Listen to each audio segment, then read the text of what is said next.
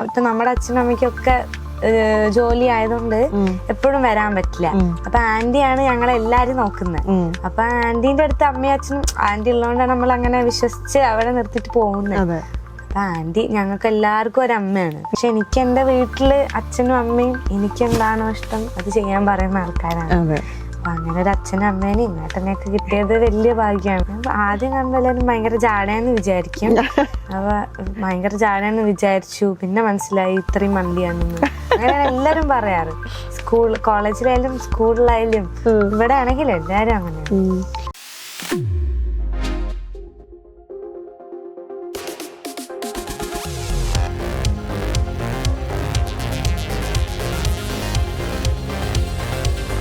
ആ സമയത്ത് ആൽബംസോ devotional songs ആ സമയത്ത് കുറെ ചെയ്യുമായിരുന്നു. അത് ടോപ്പ് സിംഗർ കഴിഞ്ഞിട്ടുള്ള സമയത്താണ്. ഞാൻ 10th കഴിഞ്ഞപ്പോഴാണ് ടോപ്പ് സിംഗർ കഴിയുന്നത്. അപ്പൊ അത് കഴിഞ്ഞ് കുറെ മനോരമ മ്യൂസിക്സിന്റെ കുറെ ആൽബം ചെയ്തു. പിന്നെ അല്ലാത്ത കുറെ ചെയ്തു. ഞാൻ പറഞ്ഞല്ലോ ബാൻഡ് സ്റ്റാർട്ട് ചെയ്തു. ബാൻഡ് എപ്പോഴാണ് അപ്പൊ ആ സമയത്താണ് സ്റ്റാർട്ട് ചെയ്യുന്നത്. ഞാൻ എന്റെ സോളോസ് ആയിട്ട് കുറെ പെർഫോമൻസസ്. സോളോ ബാൻഡാണ്. ഞാൻ ഒറ്റയ്ക്ക് ഗസൽസും അതേപോലെ തന്നെ മെലഡീസും ഒരു എല്ലാ മിക്സ്ഡ് ഓഫ് സോങ്സ് ഒക്കെ ഉള്ള പാടുന്ന ഒരു സാധനമായിരുന്നു.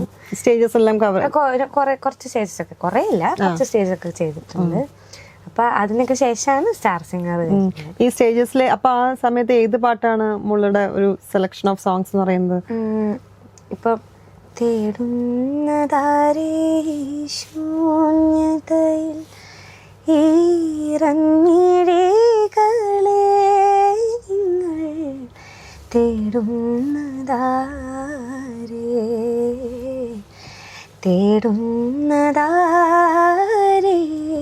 ഇങ്ങനത്തെ പാട്ടിനോട് ഭയങ്കര ഇഷ്ടമുണ്ടായിരുന്നു. തളിരിട്ട അത് താനെ തിരിഞ്ഞു മറിഞ്ഞു പഴയ പാട്ടിലൊക്കെ ഇഷ്ടമായിരുന്നു. ഞാൻ പറഞ്ഞല്ലേ ഗസൽസിനോട് ഒരു ഇഷ്ടമുള്ളതുകൊണ്ട് ബാബുക്കയുടെ പാട്ടിനോടൊരു പ്രത്യേക ഇഷ്ടമുണ്ടായിരുന്നു. അതേപോലെ ഉമ്പായിക്കയുടെ പാട്ടുകള്. അനുരാഗമെന്ന് പേർ വിളിച്ചു കുളിരുള്ള തീനേ മധുബിന്ദുവിന്നു പേർ വിളിച്ചു മലരിൻ്റെ നോവിനെ കനകക്കിനാക്കൾ കതിരണിഞ്ഞിടുന്ന കാമ്യയൗവനം ഹൃദയാഭിലാഷവും മധുവഴിയും മധുരമലർവനം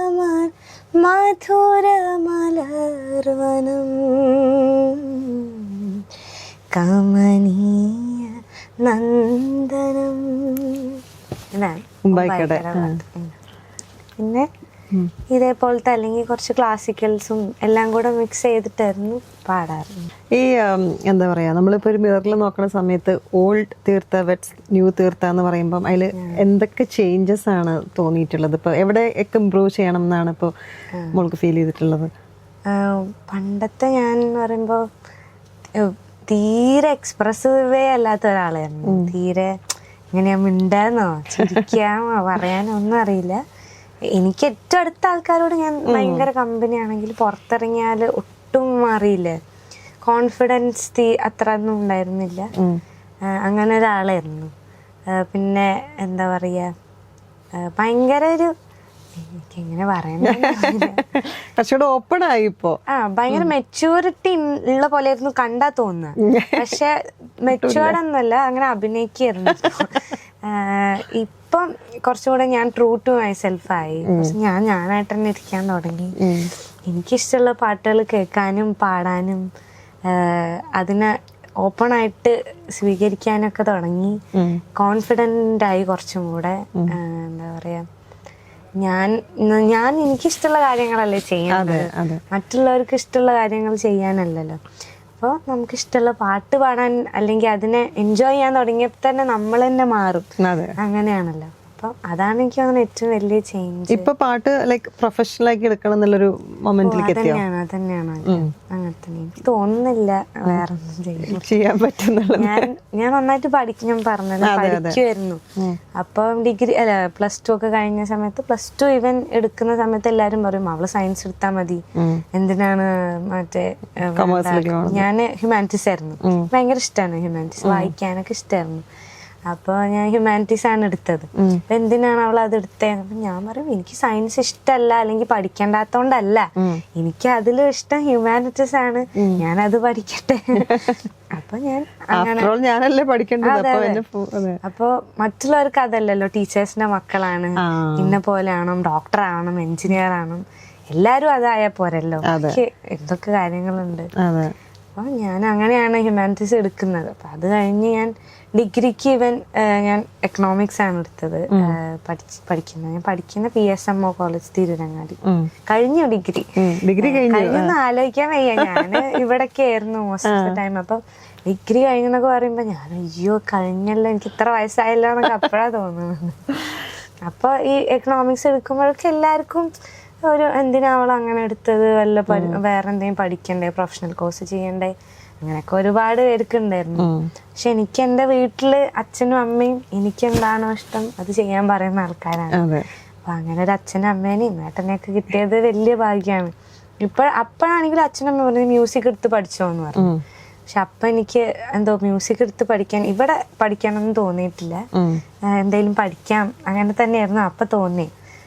പക്ഷെ അതെടുത്ത് കുറച്ച് കഴിഞ്ഞപ്പോ എനിക്ക് തോന്നി എന്തായാലും എനിക്ക് പാട്ടില്ലാതെ പറ്റില്ല എന്നുള്ളത് എനിക്ക് റിയാലിറ്റി ഹിറ്റ് ചെയ്തു. വീട്ടിലെ ഏറ്റവും വലിയ സപ്പോർട്ട് സിസ്റ്റം ആരാണ്? അച്ഛനും അമ്മയും ഏട്ടനൊക്കെ എല്ലാരും ഉണ്ട്, പക്ഷെ എന്നാലും കൂടുതൽ ക്രിട്ടിക്കായിട്ട് ഏട്ടൻ തന്നെയായിരിക്കും. ഏട്ടൻ പാട്ട് പാടുമല്ലേ? ഏട്ടൻ നന്നായിട്ട് പാടും. ഏട്ടനാണ് ആദ്യമായിട്ട് പാടി തുടങ്ങിയത്. അപ്പൊ ഏട്ടനെ പാട്ട് പാടി കേട്ടിട്ടാണ് ഞാനും പഠിച്ചു തുടങ്ങിയത്. ഇപ്പോഴാണെങ്കിലും പാട്ട് സെലക്ട് ചെയ്യുമ്പോഴും ആക്കുമ്പോഴും ഒക്കെ ഏട്ടൻ തന്നെയാണ് കൂടുതലായിട്ട്. റിയാലിറ്റി ഷോസിലൊന്നും പങ്കെടുത്തിട്ടില്ല, വലിയ താല്പര്യം. സ്റ്റേറ്റിലൊക്കെ 4-5 കൊല്ലം പോയിട്ടുണ്ടായിരുന്നു. കഥകളി സംഗീതവും ക്ലാസിക്കലും കഥാപ്രസംഗവും ഒക്കെ ചെയ്യായിരുന്നു. നിങ്ങളൊരു കവർ സോങ്സ് ഒന്നും ഞങ്ങൾ ചെയ്യാറുണ്ട്, പാടാറുണ്ട്, ഒരുമിച്ച് റീൽസ് ചെയ്യാറുണ്ട്. സോഷ്യൽ മീഡിയയിൽ നല്ല ആക്റ്റീവ് ആണോ? ആക്റ്റീവ് ആണോന്ന് ചോദിച്ചാണ്, പക്ഷെ എല്ലാം ചോദിച്ചല്ല. എനിക്ക് ചില സമയത്ത് സോഷ്യൽ മീഡിയ തീരെ അക്സെപ്റ്റ് ചെയ്യാനേ പറ്റാറില്ല. നെഗറ്റീവ് കമന്റ്സിനൊക്കെ നെഗറ്റീവ് കമന്റ്സിന്റെ അല്ല, ഇപ്പൊ നമ്മൾ നോക്കിയാൽ തന്നെ മനസ്സിലാവില്ല, എത്രയോ വലിയ വലിയ മ്യൂസീഷ്യൻസ് ഉണ്ട്.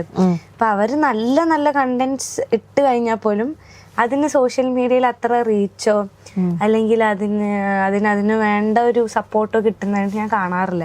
എന്നാൽ അതിൽ വേണ്ട അല്ലാത്ത തരത്തിലുള്ള മോശം പല കണ്ടന്റ്സിനും ഭയങ്കര സപ്പോർട്ടും ഭയങ്കര ലൈക്കും വ്യൂസ് ഒക്കെ കാണുമ്പോൾ ഞാൻ വിചാരിക്കും എന്താണ് ഇതിലുള്ള ഒരു കാര്യം, അങ്ങനെയല്ലല്ലോ നമ്മൾ ആവേണ്ടത്.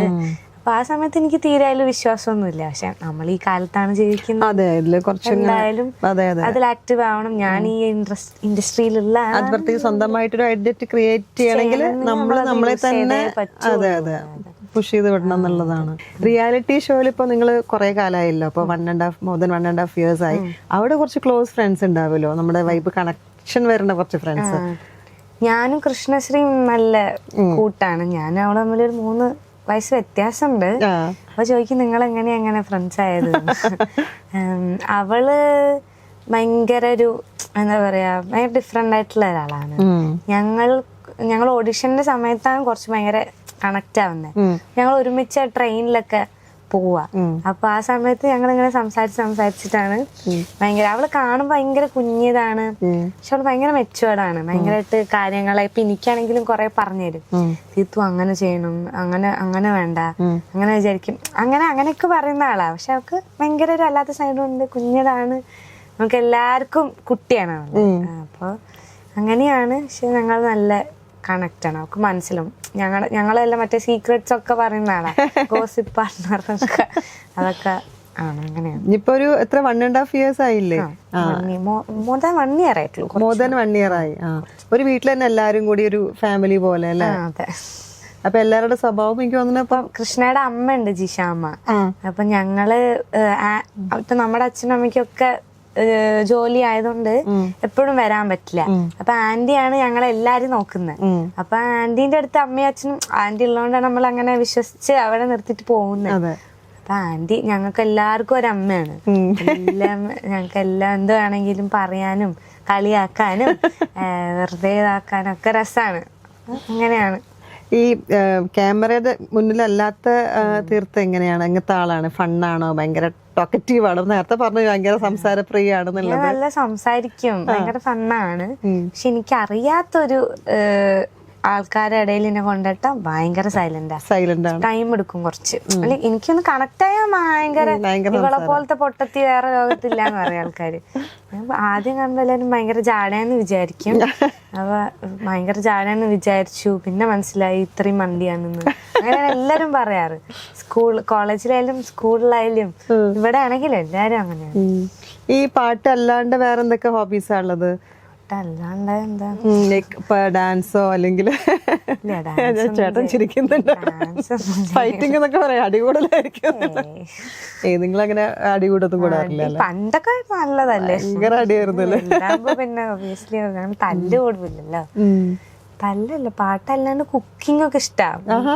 കുക്കിംഗ് പറയുമ്പോ എനിക്ക് ഒറ്റയ്ക്ക് ഉണ്ടാക്കി കഴിക്കാൻ അത്ര, അല്ലാണ്ട് വലിയ ക്വാണ്ടിറ്റി അങ്ങനത്തെ സാധനം ഒന്നും ഉണ്ടാക്കാനൊന്നും അങ്ങനെ അറിയില്ല. ഇങ്ങനെ ഓരോന്ന് പരീക്ഷണം ചെയ്യാനൊക്കെ ഇഷ്ടമാണ്. ഇൻസ്ട്രുമെന്റ്സ് എന്തെങ്കിലും പഠിക്കുന്നുണ്ടോ? ഇൻസ്ട്രുമെന്റ്സ് ഗിറ്റാർ കുറച്ച് കോഡ്സ് ഒക്കെ വായിക്കുന്നല്ലാണ്ട് ഒന്നും അറിയില്ല.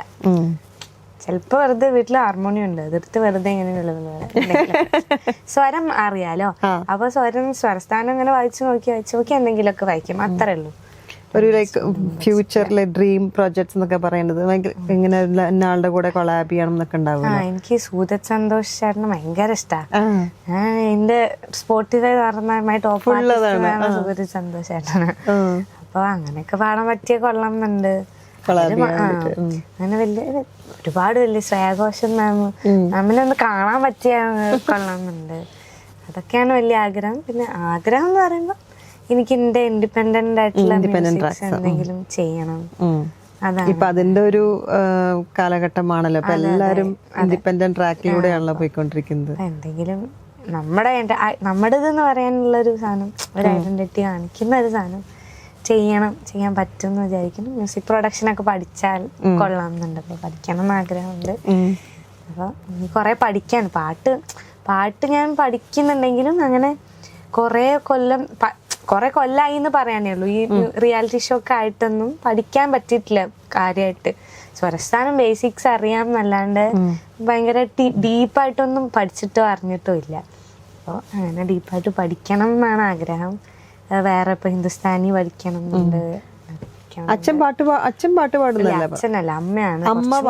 രണ്ടുപേരും അങ്ങനെ പാട്ടിന്റെ ഒരു ബാക്ക്ഗ്രൗണ്ട് ഒന്നും വരുന്ന ആൾക്കാരല്ല. അമ്മക്ക് പാട്ട് പാടാൻ ഇഷ്ടമാണ്, പാട്ട് കുറച്ചൊക്കെ പാടും. അച്ഛൻ നന്നായിട്ട് കൊട്ടും, താളം പിടിക്കും. പഠിച്ചിട്ടില്ല രണ്ടുപേരും. പക്ഷെ അതൊക്കെ ഒരു ഉള്ളിലുണ്ട് ആ ഒരു കഴിവ്. അമ്മയുടെ അമ്മയും അച്ഛനും ഒരു മ്യൂസിക് ബാക്ക്ഗ്രൗണ്ടും ഇല്ലാത്ത ആൾക്കാരാണ്, പക്ഷെ പാട്ട് ഇഷ്ടമാണ്. ചേട്ടൻ എന്താ ചെയ്യണത്? ഏട്ടൻ ഇപ്പം കുറച്ച് കോമ്പറ്റേറ്റീവ് എക്സാംസ്. ചേട്ടന്റെ പേര് ഋഷികേഷ്. ഓക്കെ. റിയാലിറ്റി ഷോയിലുള്ളവർക്കൊക്കെ അറിയാൻ പറ്റും, ഇടയ്ക്കിടയ്ക്ക് ഓരോ എപ്പിസോഡിൽ വരുന്നുണ്ട്, കാണുന്നുണ്ട്.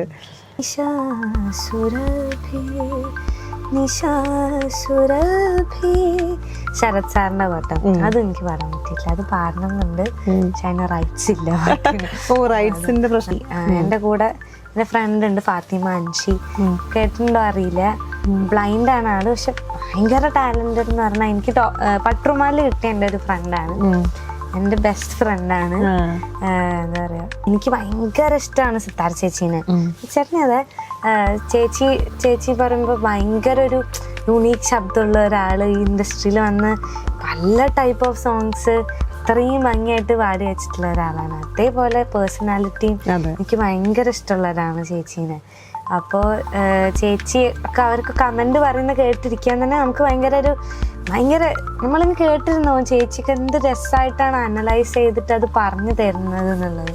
ചിത്രാമ്മ നമുക്ക് വലിയൊരു എന്താ പറയാ മഹാഗുരു, നമുക്ക് ദൈവത്തിനെ പോലെയാണ് ചിത്രാമ്മ.